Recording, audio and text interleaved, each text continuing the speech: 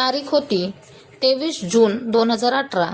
दिवसाच्या साधारण 1 वाजता दिल्लीतील प्रसिद्ध कॅन्ट मेट्रो स्टेशनजवळ रस्त्यावर रक्ताने माखलेल्या अवस्थेत एका महिलेचा मृतदेह आढळला. जिथं मृतदेह सापडला होता तो आर्मी कॅन्टोन्मेंट एरियाच्या खूप जवळ होता. अशा संवेदनशील एरियात मृतदेह सापडल्यानंतर हल्लाबोल होतो. चौकशी सुरू होते. सुरुवातीच्या काही तासात तर मृतदेहाची ओळख पटत नाही, पण ओळख पटते. पूर्ण पोलीस विभागात अफरातफरी माजते. कारण मरणारी महिला ही काही साधारण महिला नव्हती, ती हाय प्रोफाईल महिला होती. पोलीस आता लवकरात लवकर आरोपी आणि त्याच्या मागील कारण शोधण्याच्या मागे लागतात. आणि मग पोलीस चौकशीत जो खुलासा होतो त्याला जाणून प्रत्येकाच्या पायाखालची जमीन सरकते. शेवटी मरणारी महिला कोण होती? आरोपी कोण होता? आरोपी कसा पकडला जातो? आणि सगळ्यात महत्त्वाचं, हत्येचं कारण काय होतं? तर मग चला जाणून घेऊया सगळंच या व्हिडिओत. पुढे आरोपी आणि हत्येचं कारण जाणून तुम्ही पण शॉक व्हाल. जसं की आपण व्हिडिओच्या सुरुवातीलाच पाहिलं, कॅन्ट मेट्रो स्टेशनच्या जवळ फिरणाऱ्या लोकांच्या नजरेला रस्त्यावर रक्तानं माखलेल्या मृत महिलेचा मृतदेह आढळतो. ही माहिती पोलिसांना दिली जाते. माहिती मिळताच पोलीस तत्काळ घटनास्थळावर पोहोचतात आणि प्रकरणाचा शोध घ्यायला सुरुवात करतात. पहिल्या नजरेत बघताना असं वाटत होतं की महिलेला कोणत्या तरी गाडीनं धडक दिली आहे. पोलीस हे प्रकरण हिट अँड रनचं मानून चौकशी पुढे चालू करतात. पोलीस प्रकरणाच्या संवेदनशीलतेला समजून फॉरेन्सिक टीमला देखील त्वरित बोलावतात. सुरुवातीच्या शोधातच फॉरेन्सिक टीम दावा करते की आमच्या इन्व्हेस्टिगेशननुसार हे प्रकरण हिट अँड रनचं नाही. इथं पहिलं महिलेची हत्या केली गेली आहे आणि त्याला ॲक्सिडेंटचं रूप देण्यासाठी तिच्या अंगावर गाडी चढवली आहे. खरं तर फॉरेन्सिक टीम मृत महिलेच्या शरीराचे बारकाईने निरीक्षण करते तेव्हा त्यांना महिलेच्या मानेवर खोलवर जखमा आढळतात. त्या खोलवर जखमा बघून फॉरेन्सिक एक्सपर्ट समजून जातात की कोणत्या तरी धारदार शस्त्रानं तिचा पहिला गळा चिरला आहे आणि मग तिला इथं आणून फेकून तिच्या शरीरावरून गाडी चढवण्यात आली आहे. पोलिसांना संशय येतो की ही हत्या रॉबेरी किंवा सेक्शुअल असॉल्टच्या मुळे होऊ शकते. त्यामुळे पोलीस त्या बाजूने पण शोध घ्यायला सुरुवात करतात. पण त्यांना असं दिसून येतं की महिलेने जे दागिने घातले आहेत ते व्यवस्थित आहेत. कोणत्याही प्रकारचे सेक्शुअल असॉल्टचे पुरावे नाहीत मिळत. त्या महिलेजवळ एकही डॉक्युमेंट म्हणजे कागदपत्र नव्हतं ज्यानं तिची ओळख पटवली जाऊ शकेल. तिच्याजवळ मोबाईलही नव्हता. आता पोलीस हे प्रकरण नोंदवून घेताना सगळ्यात पहिलं तर मृतदेहाची ओळख पटविण्याचा प्रयत्न चालू करतात. महिलेचे मृतदेह साधारण 1 वाजता मिळालेला होता, पण त्याच्यानंतर काही तास उलटून जातात, पण मृत महिलेची ओळख पटत नाही. दिल्लीच्या दुसऱ्या पोलीस स्टेशनमध्येही महिलेचा फोटो पाठवला जातो, कारण लवकरात लवकर तिची ओळख पटावी म्हणून. पण तरीही पोलिसांचे हात रिकामेच राहतात. पोलीस शोध घेतच होते तेव्हाच एक व्यक्ती पोलीस स्टेशनमध्ये येते आणि म्हणतो की माझी बायको बेपत्ता झाली आहे. तिचा खूप शोध घेतला पण ती भेटतच नाही. ती सकाळीच घरातून बाहेर निघाली होती, पण अजूनही ती परत आलेली नाही. तिचा मोबाईलही स्विच ऑफ लागत आहे. त्या व्यक्तीचं सर्व बोलणं ऐकून घेतल्यावर पोलीस त्या व्यक्तीला त्या मृत महिलेचा तोच फोटो दाखवतात जो थोड्या वेळापूर्वी त्या पोलीस स्टेशनमध्ये आला होता. त्या महिलेचा फोटो बघताच बायको बेपत्ता झाल्याची तक्रार नोंदवायला आलेला तो व्यक्ती खूप जास्त घाबरतो आणि म्हणतो हीच तर माझी बायको आहे. तक्रार घेऊन आलेला व्यक्ती कोणी साधा सुद्धा माणूस नव्हता, तर इंडियन आर्मीचे मेजर अमित द्विवेदी होते. आणि ज्या मृत महिलेची ओळख पोलिसांनी पटवली होती त्या व्यक्तीची म्हणजे तक्रार नोंदवायला आलेल्या व्यक्तीची बायको शैलजा द्विवेदी होती. शैलजा ही मूळची राहणारी अमृतसर मधील होती. तिचं लग्न काही वर्षांपूर्वीच म्हणजे 2009 मध्ये अमित द्विवेदीशी झालं होतं. त्यांचा एक 6 वर्षाचा मुलगा देखील होता. पहिलं, शैलजा आपल्या नवऱ्यासोबत दुसरीकडे राहायची, पण तिथून अमित द्विवेदीची ट्रान्सफर नुकतीच दिल्लीत झाली होती. त्यामुळे आता ती दिल्ली क्वार्टरमध्येच राहत होती. शैलजा दिसायला खूपच सुंदर होती. त्यांनी खूप साऱ्या प्रसिद्ध ब्युटी कॉम्पिटिशनमध्ये देखील भाग घेतला होता आणि काही ब्युटी कॉम्पिटिशन ती जिंकली होती. शैलजाने मॉडेलिंगच्या दुनियेतही जाऊन पाहिलं होतं. मृतदेहाची ओळख मेजर अमित द्विवेदीची पत्नी म्हणून झाल्यानंतर ही खूपच हाय प्रोफाईल प्रकरण होऊन जातं. दिल्लीतील खूप मोठे पोलीस अधिकारी या प्रकरणाचा तपास करायला सुरुवात करतात आणि लवकरात लवकर हत्येचं कारण आणि त्यामागे असणारा आरोपी शोधण्याच्या पाठीमागे लागतात. विचारपूस करण्याची सुरुवात सर्वप्रथम शैलजाचा पती अमित द्विवेदी पासून होते. अमित द्विवेदी सांगतात की काही आठवड्यांपूर्वी शैलजाचा एक छोटा अपघात झाला होता, ज्यामुळे तिच्या पायात छोटीशी दुखापत झाली होती. पायाला दुखापत झाल्यामुळे ती आपला उपचार करण्यासाठी दिल्लीच्या आर्मीच्या हॉस्पिटलमध्ये जायची, जिथे त्यांना काही आठवड्यापूर्वी फिजिओथेरपी करण्याचा सल्ला दिला होता. अमित द्विवेदी पुढे सांगतात की शैलजा सतत उपचार घेण्यासाठी हॉस्पिटलमध्ये येत होती. रोजच्या सारखं आजही त्यांच्या ड्रायव्हरने आर्मीकडून दिलेल्या गाडीने शैलजाला फिजिओथेरपी करण्यासाठी आर्मी हॉस्पिटलच्या बाहेर ड्रॉप केलं होतं, सोडलं होतं. मग काही वेळेनंतर ड्रायव्हर रोजच्या सारखं त्यांना हॉस्पिटलमध्ये घ्यायला आला, तर हॉस्पिटलमधून माहिती मिळते की आज तर शैलजा द्विवेदी उपचारासाठी आलेलीच नाही आणि ह्या गोष्टीची माहिती ड्रायव्हर अमित द्विवेदींना देतो. त्यानंतर अमित द्विवेदी शैलजाच्या नंबरवर फोन करतात, तर फोन स्विच ऑफ असतो. मग अमित द्विवेदी शैलजाच्या नातेवाईकांना, मित्रांना फोन करतात, पण कुठंही शैलजाचा पत्ता लागत नाही. तिची काहीही माहिती मिळत नाही.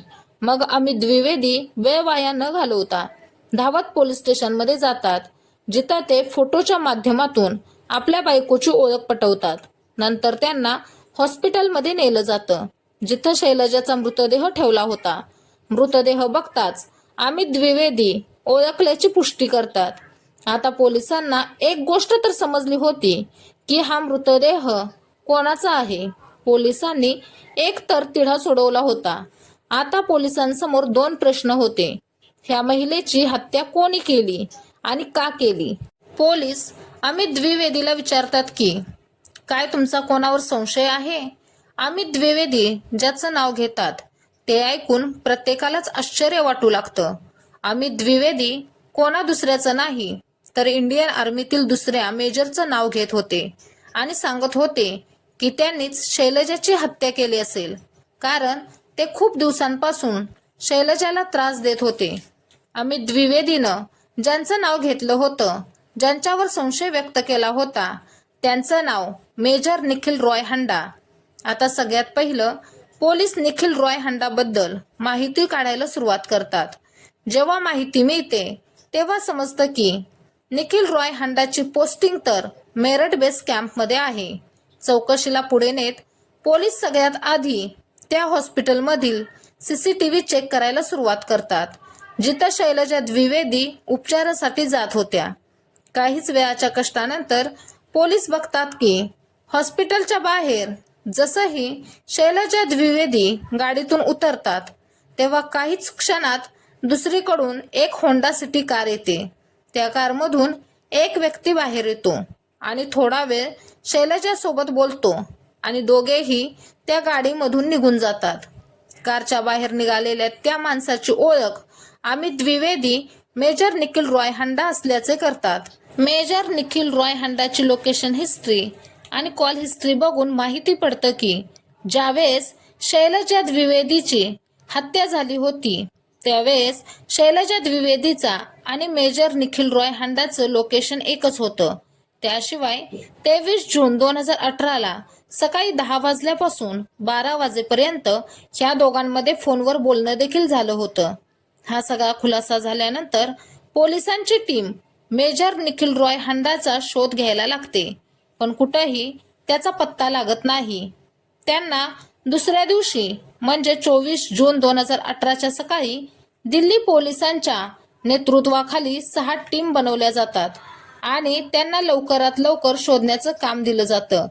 पोलीस वेगवेगळ्या ठिकाणी छापे टाकायला सुरुवात करतात, पण मेजर हांडाचा काहीच पत्ता लागत नाही. कारण मेजर हांडाची पोस्टिंग मेरठमध्ये होती. त्यामुळे दिल्ली पोलीस दिल्लीपासून मेरठपर्यंत जाणाऱ्या रस्त्यांवरील CCTV चेक करायला सुरुवात करतात. शोध घेताना त्याच रस्त्यावर लागलेल्या एका टोलनाक्यावर लागलेल्या CCTVत तीच कार दिसते, जी कार दिल्लीच्या आर्मी हॉस्पिटलच्या बाहेर दिसली होती. आता पोलिसांची टीम मेरठच्या दिशेने जाते. पोलिसांच्या चौकशीत खुलासा होतो की निखिल रॉय हांडाजवळ आणखी एक मोबाईल आहे, ज्याचा नंबर थोड्याच लोकांजवळ आहे. आता पोलीस दुसऱ्या नंबरला ट्रेस करून मेरठच्या दिशेने आर्मी बेस कॅम्पमध्ये पोहोचतात. इकडे पोलिसांना माहिती मिळते की आताच थोड्या वेळापूर्वी मेजर निखिल हांडा निघालेत. पोलीस त्याच रस्त्याने जातात जिथून मेजर निखिल हांडा निघालेले असतात. थोड्याच अंतरावर मेजर निखिल हांडाची कार आढळून येते. पोलीस पाठलाग करून त्यांच्या कारला थांबवतात. फायनली निखिल रॉय हांडाला अटक करतात. अटक केल्यानंतर जरुरी कागदपत्रांची कार्यवाही करून दिल्ली पोलीस निखिल हांडाला घेऊन दिल्लीला येतात आणि इथं विचारपूस करायची मालिका सुरू होते. चौकशी करताना निखिल हांडा जो खुलासा करतात ते ऐकून सर्वच जण हादरून जातात. पहिलं तर निखिल हांडा शैलजाची हत्या किंवा तिला ओळखत नसल्याचा दावा करतात, पण जेव्हा पोलीस त्यांना पुरावे दाखवतात तेव्हा हळूहळू सर्व गोष्टी कबूल करतात. मेजर निखिल हांडाच्या कबुली जबाबानुसार शैलजा द्विवेदीशी त्याची भेट 2015 मध्ये झाली होती, जेव्हा मेजर निखिल रॉय हांडाची पोस्टिंग नागालँडच्या दिमापूरमध्ये होते आणि शैलजाच्या पतीची म्हणजे मेजर अमित द्विवेदीची ही पोस्टिंग तिथंच होते. इथं मेजर निखिल हांडा एकटे राहत होते, तर मेजर अमित द्विवेदी आपली पत्नी शैलजा द्विवेदी आणि मुलासोबत राहत होते. सोबत ड्युटी करत असल्याकारणाने दोन्ही मेजरांची चांगली मैत्री होते. मैत्रीमुळे एक दिवस मेजर निखिल हांडा मेजर अमित द्विवेदीच्या घरी जातात. इथंच त्यांची पहिली भेट शैलजा द्विवेदीशी होते. इथंच त्या दोघांच्यात काही बोलणं होतं, गप्पा गोष्टी होतात आणि मग हळूहळू मैत्री होऊ लागते. दोघांच्यातील संवाद वाढू लागतो. जसा वेळ जाईल तशी त्या दोघांची मैत्री अधिकच घट्ट होऊ लागते आणि बोलणं देखील पहिल्यापेक्षा खूपच वाढू लागतं. मेजर निखिल हांडा आणि शैलजा द्विवेदीची भेट कधी कधीच व्हायची आणि जास्त वेळ हे दोघे फोनवरच बोलायचे. पण एका वेळेनंतर दोघे जण व्हिडिओ कॉलवरती बोलू लागतात. रिपोर्ट्सनुसार शैलजा आणि मेजर निखिल हांडा तेव्हा व्हिडिओ कॉलवर बोलायचे जेव्हा मेजर अमित द्विवेदी ड्युटीवर असायचे. शैलजा त्यांना ह्या गोष्टीबद्दल अंदाजही लागू देत नव्हती की त्यांची पत्नी मेजर हांडाशी बोलते. असंच 2015 पासून 2018च्या सुरुवातीच्या महिन्यापर्यंत चालू होतं. पण एक दिवस शैलजा मेजर हांडाला व्हिडिओ कॉलिंग करत होती तेव्हा मेजर अमित द्विवेदी तिला रंगेहात पकडतात. हे सर्व बघितल्यानंतर अमित द्विवेदी शैलजाला खूप ओरडतात, तिला खूप सुनावतात. त्या दोघांच्यात भांडणही होते.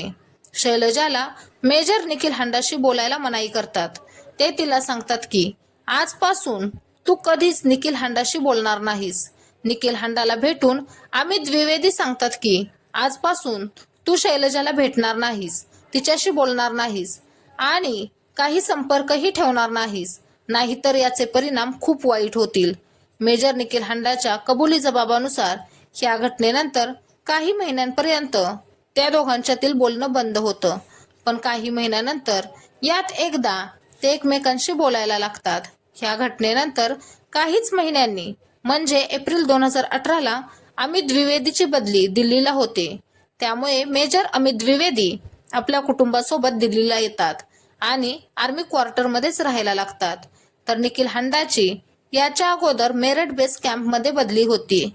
मेजर निखिल हांडाच्या जबाबानुसार व्हिडिओ कॉलिंग चालू असताना अमित द्विवेदीने जेव्हा शैलजाला पकडलं होतं त्यावेळेस शैलजा निखिल सोबत काही महिने बोलत नव्हती, पण निखिल तिला खूप विनवणी करायचा. शैलजा त्याच्याशी बोलावी म्हणून त्या दोघांच्यात परत तर बोलणं चालू होतं, पण शैलजा आता पहिल्यासारखं बोलत नव्हती. कदाचित शैलजाला तिची चूक कबूल होती. तिला हे कळून चुकलं होतं की तिनं जे केलं होतं ते अयोग्य होतं. मे महिन्यानंतर तर अशी परिस्थिती होते की शैलजा निखिल हांडाच्या फोनला इग्नोर करायला लागते. ती अशी वागून देखील निखिल हांडा तिला फोन लावायचं बंद करत नव्हता. तो सतत तिच्याशी बोलण्याचा प्रयत्न करायचा, सतत तिला फोन लावायचा आणि आता तो शैलजावर पती अमितला सोडून दे असा दबाव टाकायला सुरुवात करतो. सोबतच तिला असंही म्हणायचा की मी तुझ्याशीच लग्न करणार. कमालीची गोष्ट ही होती की निखिल हांडाचं लग्न झालं होतं आणि त्यांना एक मुलगा देखील होता. त्यानंतरही निखिल हांडा शैलजा द्विवेदीवर लग्न करण्यासाठी दबाव आणत होता. जून महिन्यात असं होतं की शैलजा निखिल हांडाचे फोन उचलणे जवळजवळ बंदच करते. त्यातच शैलजाचा एक छोटासा ऍक्सिडेंट होतो आणि ती दिल्लीच्या आर्मी हॉस्पिटलमध्ये उपचार घ्यायला सुरुवात करते. ह्याची माहिती निखिल हांडाला मिळते. शैलजाने निखिलचे फोन उचलणे जवळजवळ बंद केलं होतं. त्यामुळे निखिल 2 जूनला मेरठहून दिल्लीला येतो आणि स्वतःला मायग्रेनचा पेशंट सांगून त्याच हॉस्पिटलमध्ये उपचार घ्यायला सुरुवात करतो, जिथं शैलजा रोज फिजिओथेरपी सेशनसाठी येत होती. निखिलने हा प्लॅन एवढ्यासाठी केला होता की किंवा तो खोटं बोलून एवढ्यासाठी त्या हॉस्पिटलमध्ये आला होता कारण त्याला शैलजाला भेटता यावं. पण त्याची ही चाल देखील यशस्वी होत नाही आणि शैलजाशी त्याची भेट होत नाही. त्यानंतर निखिल नवीन चाल चालतो आणि आता तो आपल्या निरोगी मुलाला पेशंट बनवून हॉस्पिटलमध्ये जबरदस्ती भरती करतो. असं त्यानं एवढ्यासाठी केलं होतं की त्यानिमित्ताने तो जास्त वेळ हॉस्पिटलमध्ये थांबू शकेल आणि शैलजाला भेटू शकेल. मुलाच्या उपचारासाठी त्याला आर्मी युनिटमधून सुट्टी देखील लगेच मिळते आणि तो हॉस्पिटलमध्ये राहून शैलजाशी भेटण्याचं कारण शोधायचा. त्याची ही चाल यशस्वी देखील होते आणि त्याची शैलजाशी भेट 1-2 वेळा होते. शैलजाने निखिलचा फोन उचलणं पूर्णपणे बंद केलं होतं, पण आता ती परत त्याचा फोन उचलू लागली आणि त्या दोघांच्यात बोलणं परत होऊ लागलं. निखिल हांडाच्या जबाबानुसार शैलजा अमित द्विवेदीला सोडून निखिल जवळ यायला तयार नव्हती. त्याच्याशी लग्न करायला तयार नव्हती.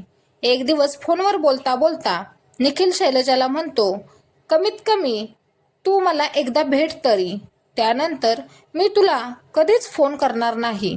त्यानंतर 23 जून 2018ला शैलजा दिल्लीच्या आर्मी हॉस्पिटलमध्ये फिजिओथेरपी सेशनसाठी येते. तेव्हा आत जायचं म्हणजे हॉस्पिटलमध्ये जायचं सोडून बाहेरच थांबते. इथं प्लॅननुसार मेजर निखिल हांडा आपली होंडा सिटी कार घेऊन येतो आणि शैलजा काहीही विचार न करता कारमध्ये बसते आणि दोघं जण तिथून निघून जातात.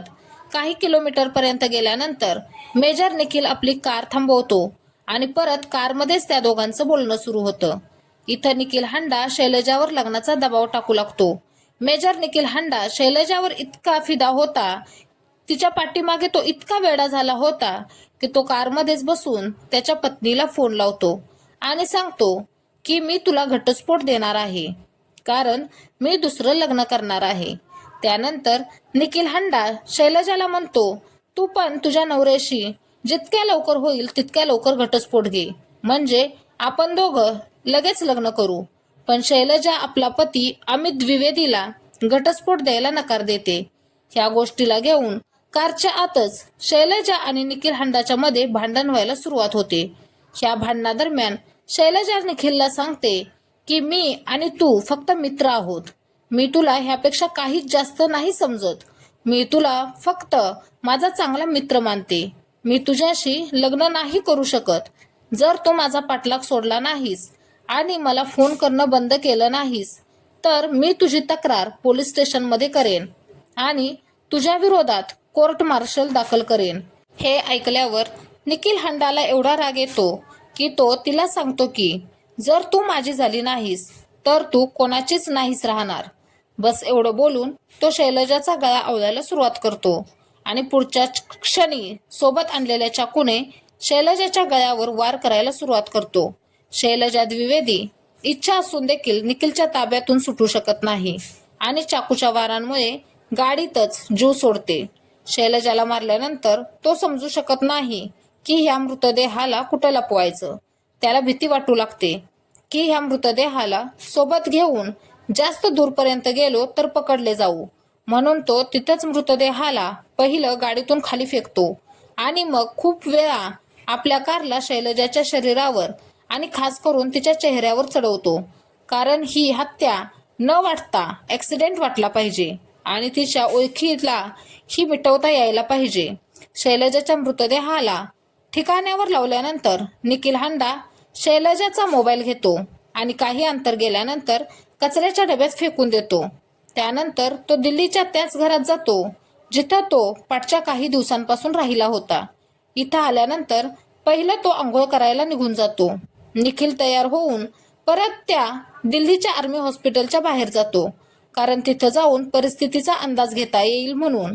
सगळं शांत बघून आता पुरावे मिटवण्यासाठी कारला लपविण्याचा प्लॅन करू लागतो आणि जो की कारच्या टायरमध्ये आणि कारच्या आत खूप रक्त लागलं होतं. म्हणून निखिल लवकरात लवकर कारला धुवायच्या मागे लागतो. पण त्याला भीती वाटू लागते की जर दिल्लीत धुवायला गेला तर कदाचित तो पकडला जाईल. म्हणून तो मेरठला जातो. निखिल हांडाला वाटत होतं की कारला लपवल्यानंतर तो मेरठ बेस कॅम्पमध्ये आरामात लपून राहू शकतो. पण पोलिसांच्या डोक्यापुढे आणि शोधापुढे निखिल हांडाची प्रत्येक चाल अयशस्वी होते आणि तो शेवटी पकडला जातो. निखिल हांडाला अटक केल्यानंतर 14 दिवसांच्या पोलीस रिमांडमध्ये पाठवलं जातं. विचारपूस करत असताना पोलीस पुरावे गोळा करण्याच्या मागे लागतात. हा क्रम चालू असतानाच पोलिसांना मेजर हांडाच्या कारमध्ये 2 चाकू मिळतात, ज्याचा उपयोग शैलजाचा गळा चिरण्यासाठी केला होता. याशिवाय पोलीस निखिल हांडा आणि शैलजाचे कॉल रेकॉर्ड्स काढतात. त्यामुळे माहिती पडतं की पाठच्या फक्त 6 महिन्यात निखिल हांडाने शैलजा द्विवेदीला 3352 वेळा कॉल केले होते. तेव्हाच त्या दोघांच्यात खूप खूप वेळ बोलणं व्हायचं. ज्या दिवशी निखिल हांडाने शैलजाची हत्या केली त्या दिवशी तो सतत शैलजाला फोन करत होता. सकाळी 10 वाजल्यापासून सतत तो तिच्याशी संपर्क करण्याचा प्रयत्न करत होता आणि शेवटचा कॉल 12 वाजता झाला होता. शोध घेत असताना पोलिसांनी अथक परिश्रम करून शैलजाचा तो फोनही ताब्यात घेतला, जो कचऱ्याच्या डब्यात फेकून दिला होता, ज्याला शैलजाच्या हत्येनंतर चोरून घेऊन जाता जाता कचऱ्याच्या डब्यात त्याने फेकला होता. निखिल या हत्येला उत्साहात येऊन अचानक केलेली हत्या असं सांगतो. मात्र पोलीस जेव्हा निखिल हांडाच्या फोनला घेऊन चेक करतात आणि समजतं की निखिल हांडाने हत्या केलेल्या रात्रीच्या ठीक आदल्या दिवशीच्या रात्री इंटरनेटवर हाऊ टू किल समवन लिहून सर्च केलं होतं. याशिवाय त्याने पुरावे मिटवण्यासाठी देखील गुगल सर्च केलं होतं. निखिलने यूट्यूबवर पण हत्येशी जोडलेले खूप व्हिडिओ, हत्येशी रिलेटेड व्हिडिओ पाहिले होते. या सगळ्यातून समजतं की निखिलने शैलजाची हत्या करण्याचा प्लॅन आधीपासूनच केला होता. शैलजाच्या दृष्टीने निखिलशी तिची निखळ मैत्री होती. तिच्या मनात तसं काही नव्हतं. पण निखिल हांडा त्यांच्या मैत्रीला प्रेमाचं नाव देतो. तो एकीकडून दावा करत होता की तो शैलजा द्विवेदीवर खूप प्रेम करायचा, तर दुसरीकडे पोलीस शोध घेत असताना समजतं की निखिल हांडाकडे 2 मोबाईल फोन होते. तर खुलासा होतो की निखिल हांडा 2 मोबाईल फोन वापरायचा. एका मोबाईलवरून त्याने त्याच्या खऱ्या नावाने आणि ओळखीने फेसबुक अकाउंट काढलं होतं, तर दुसऱ्या मोबाईलवरून त्याने त्याचा वापर एक खोटं फेसबुक आयडी चालवण्यासाठी केलं होतं. त्या आयडीत त्याने दिल्लीतील एक मोठा बिझनेसमन असल्याचं नमूद केलं होतं. त्या मोबाईलवरून तो मुलींना फसवायचा, इथपर्यंत की ज्या दिवशी त्याने शैलजाची हत्या केली होती त्या दिवशीही तो 2 मुलींशी सतत संपर्कात होता आणि हत्येच्या रात्री त्याने खूप वेळापर्यंत त्या मुलींशी बोलणंही केलं होतं. सध्या तरी निखिल हांडा आपल्या आरोपाची शिक्षा भोगत आहे. अजून तरी कोर्टाकडून काहीही निर्णय आलेला नाही. अजून कोर्टाची कार्यवाहीच चालू आहे. अजून कोर्टानं सुनावणी केलेली नाही. मेजर निखिल हांडाला काय शिक्षा मिळायला हवी हे कमेंट बॉक्समध्ये नक्की सांगा. ही घटना सांगताना कोणालाही दुखावण्याचा किंवा त्रास देण्याचा हेतू नाही, तर तुम्हाला जागरूक करणं आणि सतर्क करणं हाच यामागचा उद्देश आहे.